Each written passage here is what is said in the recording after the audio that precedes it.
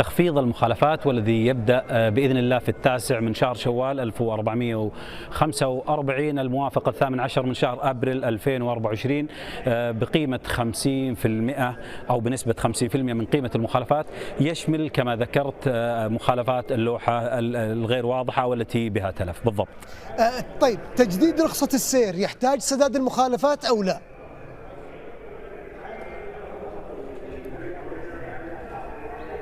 يلزم لتجديد رخصة السير سداد جميع المخالفات المرورية على المخالف.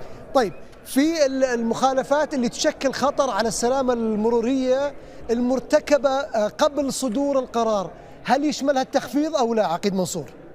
عند سريان التخفيض فهو يشمل جميع المخالفات المرورية المتراكمة على مرتكبيها قبل سريان التخفيض، فالتخفيض هو بنسبة